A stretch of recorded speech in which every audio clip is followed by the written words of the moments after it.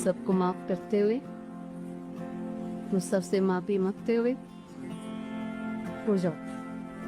13 बरस तक एक बेटा बिस्तर पर पड़ा रहा और आखिरकार इसके वालिदैन ने खुद अदालत से कहा कि हमारे बेटे को मरने की इजाजत दे दी जाए। हरीश राणा की ये वायरल कहानी आपकी आंखों में आंसू ले आएगी। आखिरकार क्या है हरीश राणा की पूरी कहानी, आपको बताते चलेंगे। सबको माफ करते हुए, मुझ सबसे माफी मांगते हुए हो जाओ। 13 बरस तक एक बेटा बिस्तर पर पड़ा रहा और आखिरकार इसके वालिदैन ने खुद ही अदालत से कहा कि हमारे बेटे को मरने की इजाजत दे दी जाए। हरीश राणा की ये वायरल कहानी आपकी आंखों में आंसू ले आएगी। आखिर क्या है हरीश राणा की पूरी दास्तान। हरीश राणा एक होनहार इंजीनियरिंग का तालिब इल्म था जिसके ख्वाब बहुत बड़े थे, लेकिन 2013 में एक हादसे ने इसकी पूरी जिंदगी बदल दी। वो एक पीजी की चौथी मंजिला इमारत से नीचे गिर गया और इसके सर पर इतनी शदीद चोट आई कि वो कोमा जैसी हालत में चला गया। इस दिन के बाद हरीश न कभी चल सका और ना ही बोल सका और ना ही 13 बरस तक बिस्तर पर पड़ा रहा। वो खुद से खाना भी नहीं खा सकता था।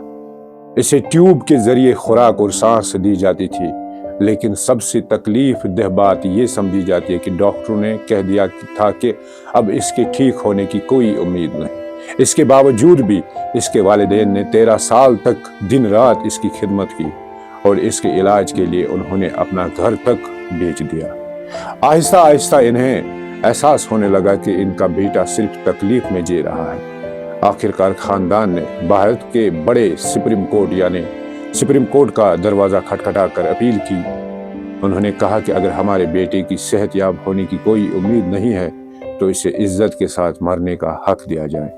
अदालत ने एक तवारीखी फैसला सुनाते हुए हरीश राणा की जिंदगी बचाने वाले आलात हटाने की इजाजत दी।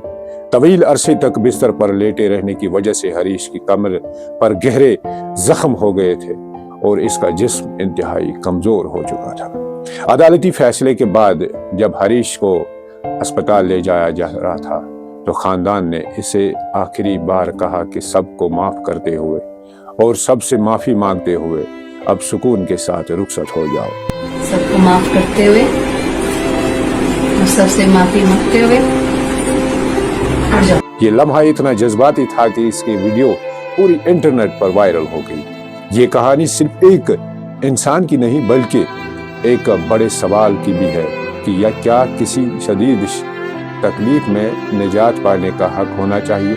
अगर आपको भी ऐसा लगता है कि इंसान को बावकार जिंदगी और बावकार मौत का हक होना चाहिए तो अपनी राय कमेंट में जरूर दीजिएगा। देखते रहिए कश्मीर आज तक।